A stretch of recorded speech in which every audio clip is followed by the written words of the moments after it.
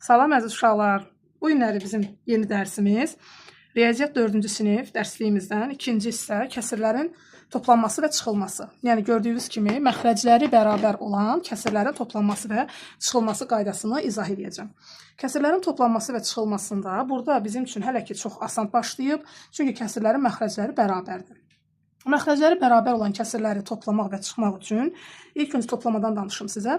Əgər məxrəclər eynidirsə, kəsirlərin sadəcə olaraq surətini toplayırıq və digər kəsirin üzərində qeyd edirik. Məsələn, kitab üzərində nümunələrlə başlayım. Qarlamada yazmadı. Burada işləyəcəm. Karandaşla siz diqqət yetirin.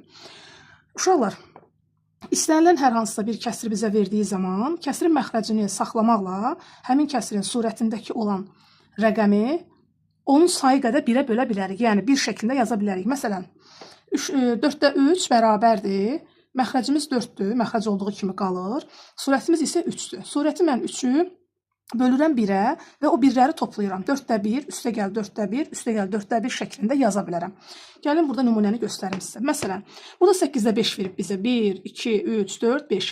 5 dənə 8-də 1 bərabər olub 8-də 5-ə. Çünki məxrəc hər birində eynidir. Surətlərini toplayanda isə 8-də 5 kəsirini alırıq. Burada da baxın, 8-də 5 bərabərdir. 5 dənə 8-də 1 toplayıb ona bərabər eləyib.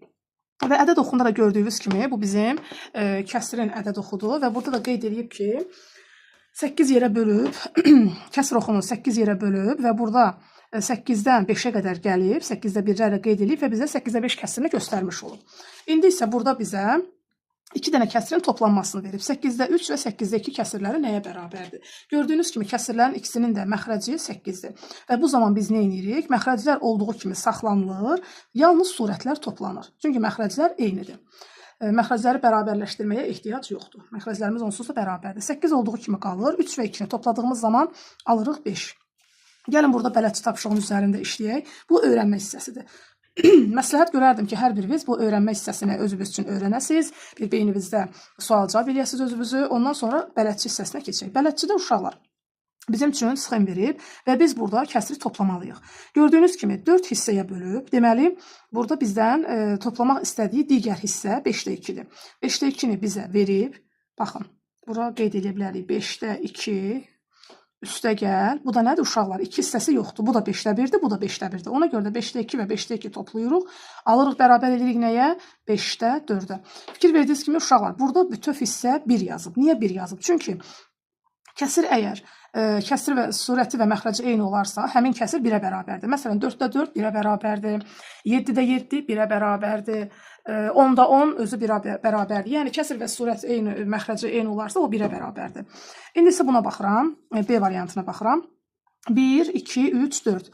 Deməli, kəsrimin biri 6-da 4-dür, düzdürmü? Burada isə 2 hissə çatışmır və biz bilirik ki, buradakı hissələrdə 6-da 1, 6-da 1 olduğuna görə 6-da 4-ün üstünə 6-da 2 gələcəm. Və o da bərabər olacaq nəyə? 6-da 6-ya, o da bərabər olacaq 1-ə. Çünki 6-da 6 nədir uşaqlar? Surət və məxrəci eyni olan kəsirdir. İndi buna baxıram. 1, 2, 8-də 2-ni verib bizə. Və biz bunun davamını tapmalıyıq. 1, 2, 3, 4, 5. Üstünə gələcəm 8-də 5-i. Cavab alacam neçə? 8-də 7. Davam eləyək D variantına baxaq. Burada 1, 2. İkisini bizə verib uşaqlar. 7-də 2-ni bizə verib, digərini isə bizim tapmağımızı istəyir. Gəlin tapaq. 1, 2, 3. 7-də 3. Və gördüyünüz kimi uşaqlar, burada 7-də 1-i ayrı verir. Biz bunu belə də yaza bilərik. 7-də 2, üstə gəl 7-də 1, üstə gəl yenə 7-də 2. O da bərabər olacaq nəyə? 7-də 2, üstə gəl 1 oldu 3, 3-də üstə gəl 2 oldu 5. Mən bir də əlavə uşaqlar uzun xətt çəkib əlavə toplamıram ki, siz çaşmayasınız. Onsuz da bunlar sadə rəqəmlərdir, 2-nin üstünə 1 gəlməkdir filan. Bunlar 4-cü sinifdə hər kəs sərbəst hesablaya bilir. Növbəti tapşırıqlara baxaq dərsliyimizdə. Burada müstəqil işdir uşaqlar. Kəsirlərin toplanması da müstəqil işdə. Və gördüyünüz kimi kəsirlərin bütün hamısının məxrəcləri bərabərdir. Hələ ki, burada məxrəci fərqli olan kəsir yoxdur. Çünki mövzumuz məxrəcləri bərabər olan kəsirlərin toplanması və çıxılmasıdır. Məxrəcləri bərabər olan kəsirləri topladığımız zaman sadəcə olaraq surətlərini toplayıb surət yerində yazırıq. Məxrəc olduğu kimi qalır. Bu olacaq 3-də 2, bu olacaq 5-də 4, bu olacaq 8-də 5, bu olacaq 12-də 12, o da bərabər olacaq 1-ə. İndi istəyirəm kəsirlərin çıxılmasını da izah edeyim. Yəqin ki, bu aydın oldu sizə və tapşırıqlar üzərində də özünüzə yoxlamış ola bilərsiniz. Çıxmasında da uşaqlar eyni qaydanı tətbiq edəcəyik. Necə ki, toplamasında biz məxrəci olduğu kimi saxlayıb yalnız surətlərini çıxırdıq. Həmçinin də kəsirlərin məxrəcləri bərabər olan kəsirləri çıxdıqda da məxrəclər olduğu kimi qalır, yalnız surətlər bir-birindən çıxılır. Məsələn, baxın görürsüz, 9-da 7-ni 7 hissəyə bölüb hər birini 9-da 1 kimi ifadə edib və bizdən çıxmasını istəyir. Biz də 9-da 7-dən 9-da 2-ni çıxan zaman məxrəc olduğu kimi qalıb, yalnız surətlər, yəni 7-dən 2 çıxılıb və alınıb neçə? 5 olub, 9-da 5.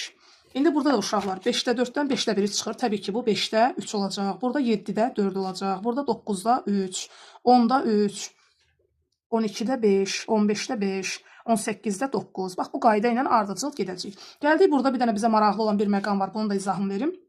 Bayaq dediyim kimi, əgər kəsirin surəti və məxrəci eyni ədəddirsə, o 1-ə bərabərdir. Və biz qarşımıza təsadüf çıxsa ki, bizdən hər hansısa bir rəqəmindən kəsirin çıxmağını istəsə, biz özümüzü çaşdırmarıq. Bunun üçün nə edirik? Əgər bizə desək ki, 1 çıx 7-də 3, bu bərabərdir nəyə uşaqlar? 7-də 7-nin özünə. Bax, bu 1, 7-də 7-yə bərabərdir ki, mən də 7-də 7-dən 7-də 3-ü çıxıram.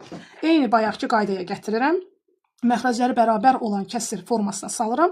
Daha sonra adi qaydada surətlərini bir-birindən çıxıb, surət yerində 7-də 4 yazıram. Baxın, buradakı tapşırıqlar da hamısı birdən fərqin tapılmasıdır və ədəd oxunları istəyir bizdən göstərməyi. Biz nə edəcəyik? 4-də 1-dirsə, uşaqlar 4-də 4-dən 4-də 1 çıxacam. Burada 1-dən 6-da 5 çıxıbsa, mən 6-da 6-dan 6-da 5 çıxacam.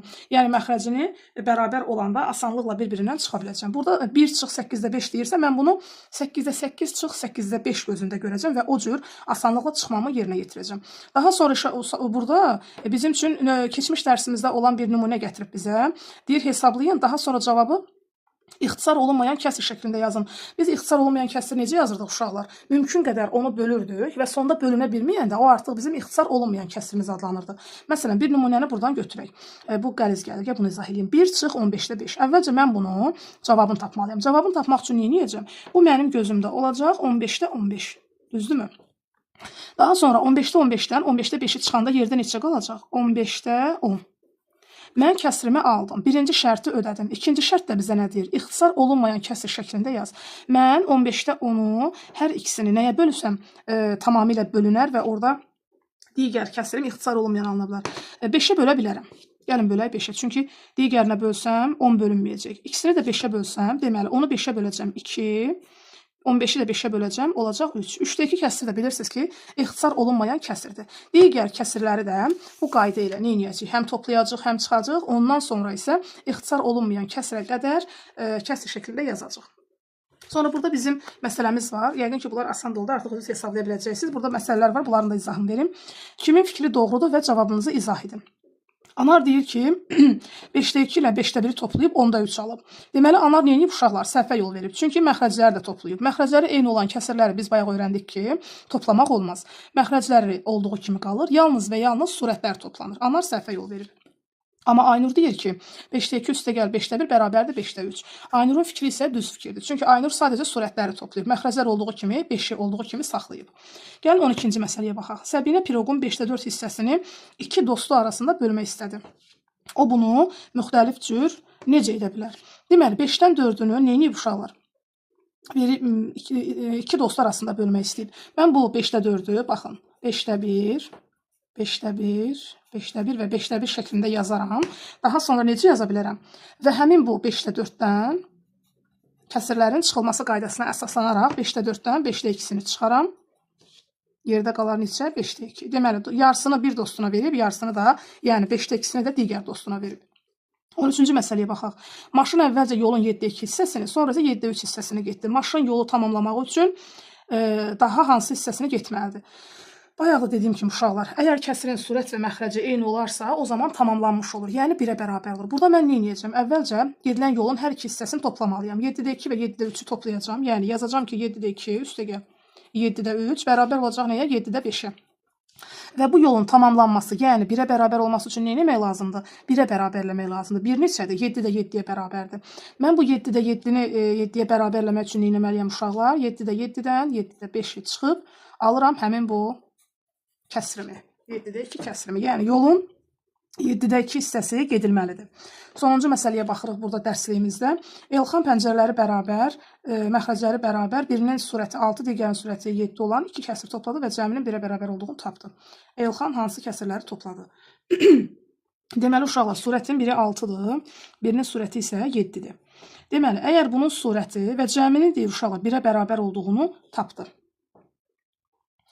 Deməli, burada böyük rəqəm 7-dir. Bunun surəti neçə olacaq uşaqlar? 7 olmalıdır. Bunun da məxrəci 7 olmalıdır ki, 7-də 6 ilə 7-də 7 bərabər eləyib nəyə uşaqlar? Üstünə 1 gələndə 7-də 7-yə bərabər olub, o da bərabər olub nəyə? 1-ə. Tamamlayıb 1 olub. Növbəti videoda görüşənədək uşaqlar.